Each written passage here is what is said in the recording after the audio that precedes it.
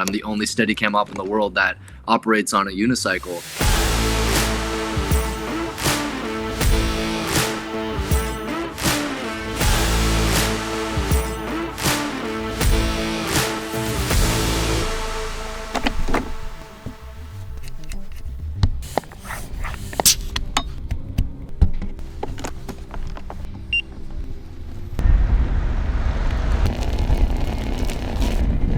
Last year with two of my friends who taught me how to ride it. This is Radek, also known as Taba, and Marek. I made a video where we used a monopod and a unicycle to film a few shots. How does it feel? Actually, it's more difficult to follow Marek and watch the camera at the same time, but I think that I need a little bit more time to adjust myself. This thing is heavy. Then a few weeks later, Radek sent me a video of someone doing an actual film shoot using a unicycle. Looks like a quite heavy rig. I thought I need to find that guy.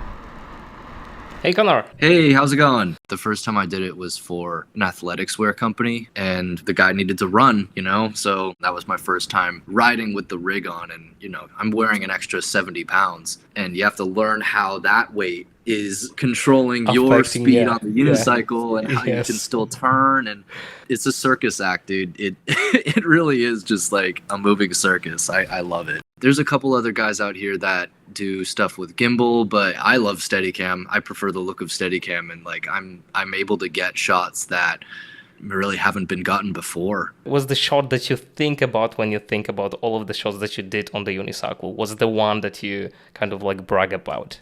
Probably the one that you saw. The directors that I work with, I want them to think about like shots like this, and what other way would you be able to then step off, go inside the house, exactly, and be that nimble. We even talked about taking the camera off of the Steadicam after I stepped off, going back inside the car and ending the shot handheld. There's another one I did for a short film, started on somebody biking, and then I stepped off and we had a oneer around the outside of the house. But yeah, stepping off and keeping it smooth is harder than you might think. I'm hoping that more people, more collaborators see this and start thinking about ways in which you can utilize a moving camera at a car speed.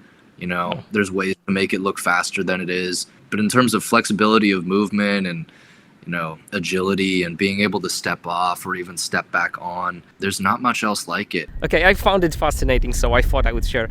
Riding the thing is quite a unique experience. I encourage anyone to try it out. At first, to me at least, it was a challenge, but once you get it, it's muscle memory thing, like with editing and shortcuts, right?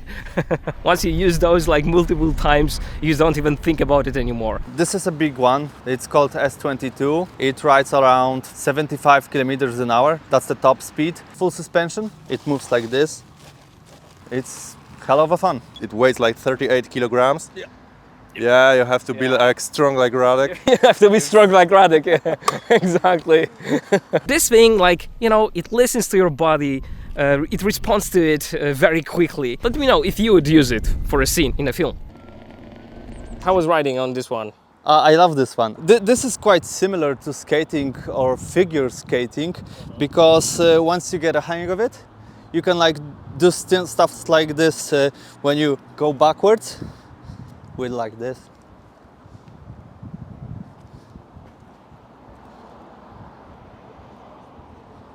So it's fun. It's just I'm mesmerized by this. And I almost forgot the results of the test. So the image from Blackmagic will always be better than from GoPro.